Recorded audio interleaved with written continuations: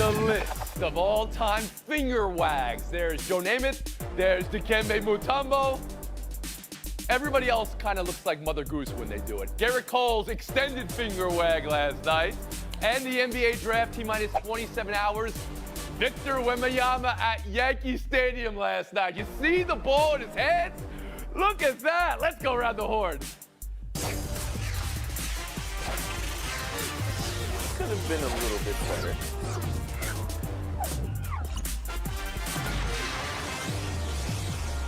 Victor Wembanyama. Hello, USA this week. You saw him at the Yankees game in the first pitch. He went on JJ Redick's podcast yesterday. Here's a part of it. When someone says that you are the best prospect in a generation, that just goes in one ear and out the other. There's no pressure from that. Yeah, true. No pressure from that. And then today at the league's presser. You know, I got such high expectations for myself that I'm immune to all this stuff. Pablo Torre, around the horn to you. On the eve of being selected number one and all eyes on him, how'd you hear Victor Wembanyama? I heard a 19-year-old, Tony, who was doing what feels honestly necessary when you're trying to be at these heights and at this elevation. When it comes to basketball history, LeBron James is the only antecedent for what Victor Wembanyama's promise is. And LeBron James, let's recall, got the chosen one, the phrase, tattooed on his back. So the notion that there's any move for Victor Wembanyama to make here other than a full-on embrace, a Steven Jacksonian I make love to pressure kind of ethos is insane to me. Of course he needs to buy into his own reality distortion field, because the reality of his career is he is going to be a summit that everybody is going to try to plant their flag onto.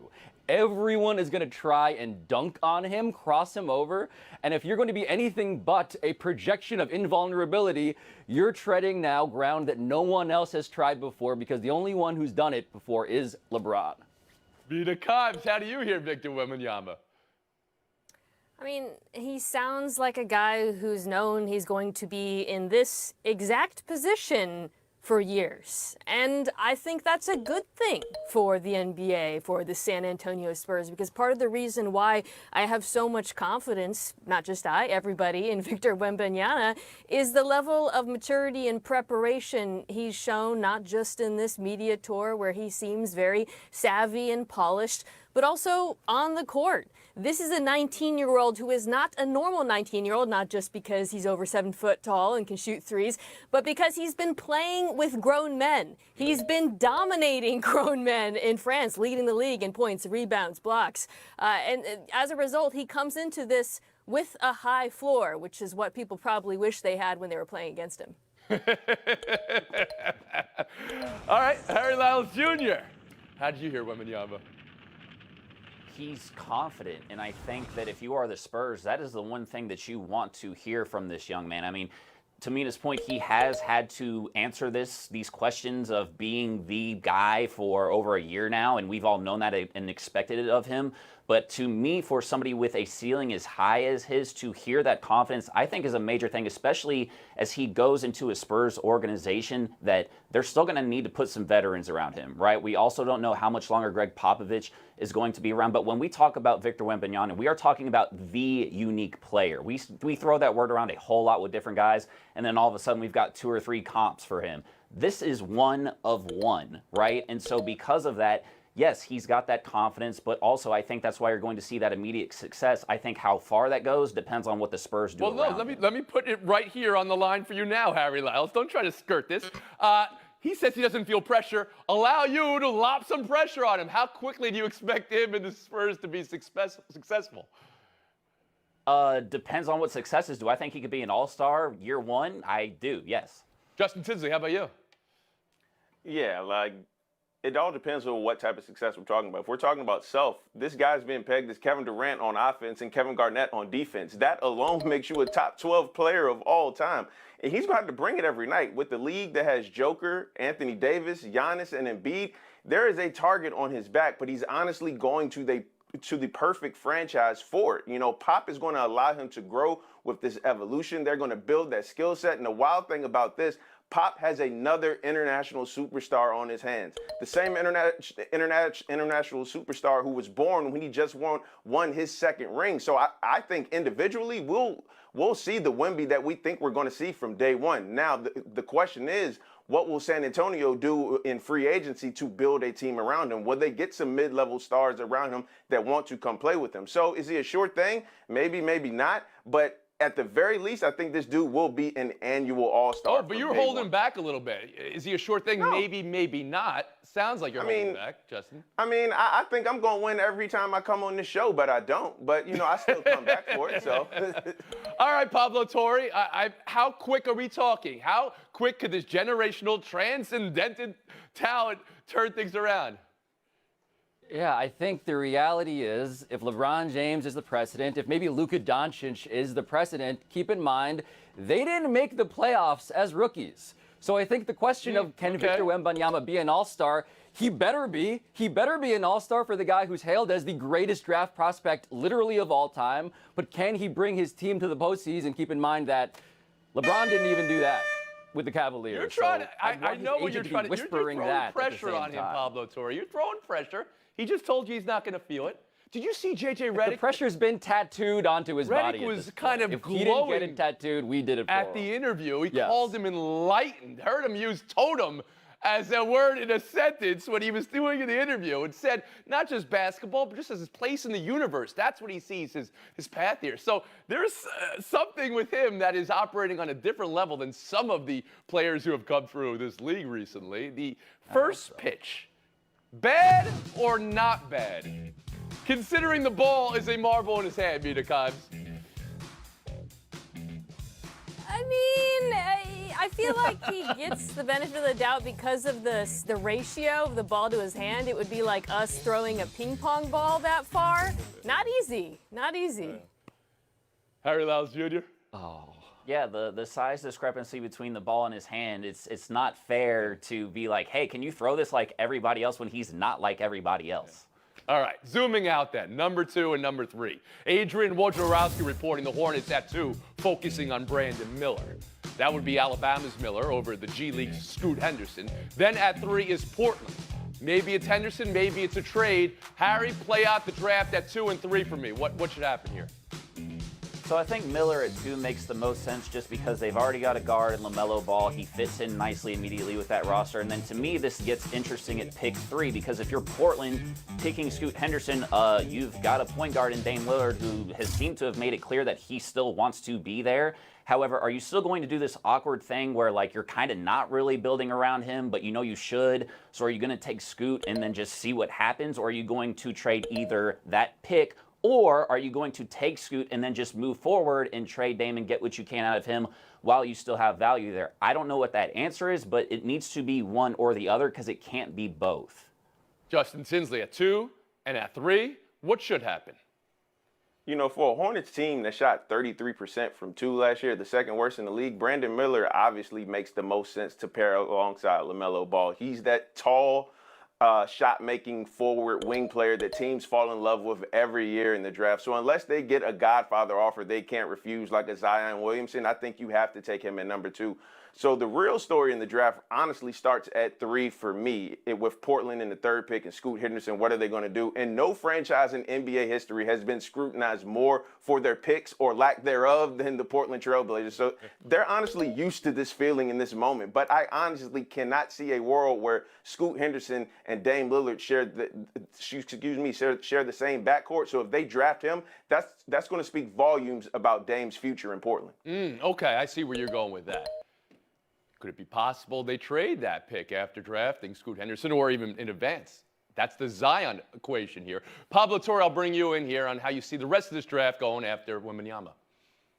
Yeah, go get Brandon Miller. Get your Paul George at number 2 overall. That's a good idea. Scoot Henderson can't really shoot from 3. That's a bad thing. But if you're the Trailblazers, Tony, I feel like Ben Affleck in Good Will Hunting, like the best 10 seconds of my day is the point at which I think Dame Lillard might finally demand a trade. And he never does it. And it's just, I'm just exhausted by it. The Blazers obviously need to actually force him out of there because it's not good for them either. Like, just do it, man. You're sitting on a lottery ticket, as they say, except in this case, Maybe it's just Scoot Henderson. Yeah, go get somebody else, please, for Day. Okay, and don't think I didn't hear that comp, Brandon Ingram and Paul George there. We'll get to that in a second. Mina Kimes on how this draft goes at 2 and 3 then. I'm with Pablo. First of all, I think this is an unusually strong 1, 2, 3 by many accounts, which should make this decision easy for picks 2 and 3. 2, go Miller. I think for the fit reasons, you can make a case for both players, but it makes sense to pair him with LaMelo. 3, take Scoot and end the long national nightmare that is this slow-moving breakup between Please. Portland and Dame. Okay. Don't play it out. Don't take Scoot and say, let's see how it works. Let's go up to the trade deadline. I don't want that to happen. I want both sides to move on. I want Portland to maximize their value, and I want to see Dame Lillard on a contender. Something Brandon Miller said today is getting noticed. It was noticed by Pablo Torre here. I actually don't think LeBron is, the go to basketball. I think my go to basketball is Paul George. Guys, could there be a reason why you would say he's friends? He's got a favorite player. Maybe this is another stage of enlightenment. We were talking about whether Wembanyama has reached enlightenment. Maybe this is enlightenment. Anyone? It's gotta be too. That is a Right now, let's take a look at this stew from Shams Charania, a report that the Celtics, Clippers, and Wizards talking about a 3-way deal that would send Kristaps Porzingis to Boston, Malcolm Brogdon to the Clippers, and draft compensation to Washington. Pablo Torre, around the horn to you. What part of this potential trade do you want to focus on?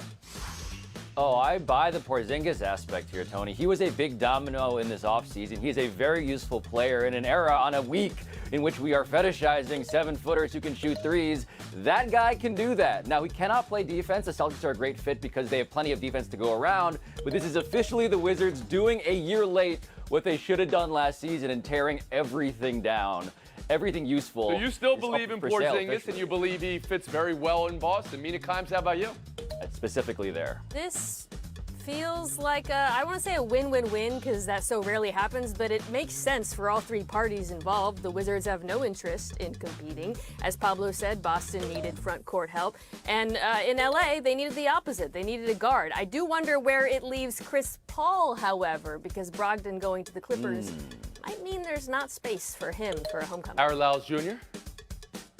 I'm definitely buying the Wizards aspect of this. There is nothing worse than being a team that's just somewhere in the middle in the NBA. Either you want to be on the low end of this thing or you want to be on the top end. And since you've already gotten rid of Bradley Beal, now you're getting rid of Kristaps Porzingis. Instead of dipping your toe into the water of resetting, they're jumping in, and that is absolutely what you Okay. you're gonna I turn don't around believe the words "I'm buying the Wizards" end of this ever being spoken on this show. Maybe in 20 years. Wow. Okay. And Justin Tinsley, how about you? Make that 2 people who are buying the Wizards end of this. Bill's gone. Kuzma's likely gone, and Porzingis looks like he's on his way out the door. This is what Wizards fans honestly have been asking for the past 2 or 3 seasons. Blow this thing up, start over, clear some cap space, and we'll figure it out on the back end. Okay, 2 buyers for the Wizards here. Didn't see that coming. We'll move on. Yankee Stadium last night, where Garrett Cole was dealing and Jose Caballero was doing everything he could to take his time, avoid the pitch clock penalty, and disrupt Cole. And it looked like that worked because Cole then sent a ball, look where it goes, 15 feet high over Caballero. That would not have hit Wembanyama. That's how high that was. But message received. Cole got Caballero to strike out after that, and that's when he had this extended finger wag going to the dugout. Cole said he was getting a wag from Seattle manager Scott Service, so he wagged back, and that's what you saw. ESPN counted 15 wags here. It's the debate of the day. Mina Kimes, thumbs up or thumbs down on finger wag? Tony, I have not seen a wag story this petty since Colleen Rooney and Rebecca Vardy got into it a few years ago. Look it up if you're not familiar with that. Look, was Caballero being annoying? Yes. Did Garrett Cole sort of predictably overreact? Also, yes. But all that matters is the Mariners only scored 1 run off of him, so it was a win for them. Aaron Lyles Jr. So on that pitch, might not have hit Victor Wembanyama, but he could have caught it and put it back for a dunk, which is the miraculousness of him. But I will say this, it was going to be at some point that somebody was going to get Caballero back on this because it has been something that he has done repeatedly. It just so happened Garrett Cole found, and kudos to him, a great way not to just get back at him with other gamesmanship, but to not hit him with a pitch in retaliation. I thought this was great all around. Justin Tinsley. Look, I love everything about this. I love Caballero's plate tactics.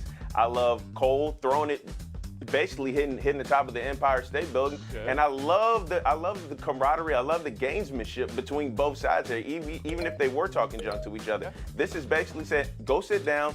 Don't play stupid games, you get stupid prizes. That's what Garrett Cole was saying right here. But is the finger wag the best, and the 15 wags, is that the best way to deliver the message? Pablo, how about you? Yeah, I mostly love imagining what Garrett Cole would be like dancing at a wedding reception. Because that finger was doing a lot of work, but it felt like the rest of his body not quite so rhythmic is my personal scouting report on this analysis. So for me, Tony, in a world in which everybody is celebrating and baseball can be fun, just a little less footloose, a little more full body action from Garrett Cole next time would be my personal request. I don't know, I said it before, but Namath and Mutombo. Everybody else is off the medal stand. You look like Mother Goose doing it. We'll move on.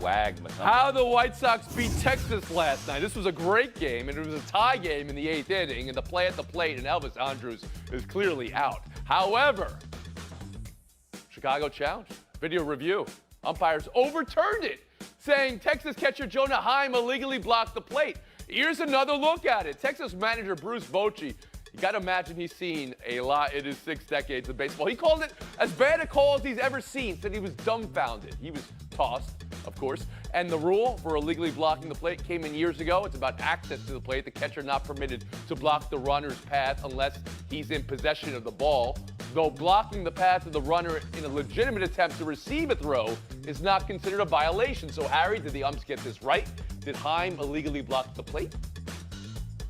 I mean, maybe by the letter of the law, but that doesn't make it right in my mind. I mean, he was rounded third and he was in front of the plate without the ball, but he got out of the way well in time when he finally did have the ball in his possession. It didn't have to change Andrus' projection towards the plate. So no, this is a terrible call, and it feels worse because they got it wrong on replay review. Tinsley.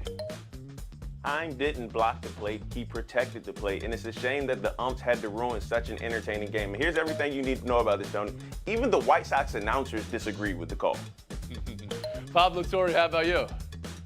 You know, Tony, anybody who's asked for a little more blankie from their spouse, you're fighting over the blanket at night, and you get a little bit, just a little bit, can sympathize with what the umpires were thinking here, right? Technically, by the letter of the law, yes, you gave him some plate. Was that really enough plate? To me, probably not enough plate. Not enough blankie either, for the record. Yeah.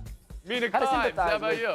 Those umps. I mean, I'm not a physicist, but if the base runner doesn't have to alter his path at all, the plate is probably not blocked. I don't understand what they possibly saw. Pablo Torre going the wrong way with the blankie argument there. That's an unfortunate turn of events. Justin Tinsley, you can put it on the board. Yes, Mina Kimes, Justin Tinsley. Showdown next. Sanders has told Sports Illustrated he's not going to the NFL because he's too old school and too tough on players to coach in the current NFL. Mina Kimes, do you believe, Dion, can you be too old school for NFL coaching now? Yes, 1,000%. One of the reasons why we hear college coaches don't have the greatest record in the NFL is that transition from being the all-encompassing authority, like Dion, to being more collaborative. I think he's being self-aware here. Justin Tinsley? Yeah. Normally, I never believe somebody when they say never, but I honestly do believe Coach Prime when he says this. I can't imagine him in an NFL locker room, though it would make for a great first couple of episodes of Hard Knocks. That's true. We'll split the point. We'll move on. College World Series. And here's something that's happening off the field, but it's still worth a headline here. It appears LSU fans spent $120,000 for Jell-O shots. That was as of yesterday. The big board they're keeping in Omaha, ranking all the teams and how their fans are Jell-O shotting it. LSU blew past a record after one person bought $6,000, all right? This is charity's involved here. But I'm just talking about the idea that $6,000 worth of Jell-O shots put them over the record. Justin, should that count or are you giving an asterisk? Yeah, those 6,000 shots came from the Raising Cane's CEO. And guess what, Tony? I love a good ringer. This is a great story for me. And they were already going to break the record as it is anyway.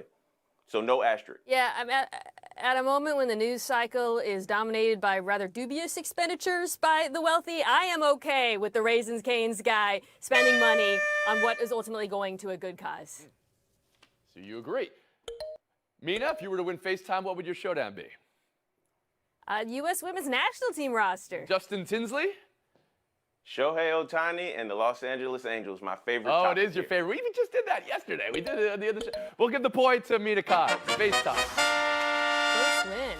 All right, so as I just said, the U.S. Women's National Team roster was announced today for July's World Cup. Some obviously familiar names, Megan Rapinoe, Alex Morgan, who will play a big role, but also 14 players making their World Cup debuts. Many of them will start. The youngest born when I was in college, which makes me upset, but also very excited.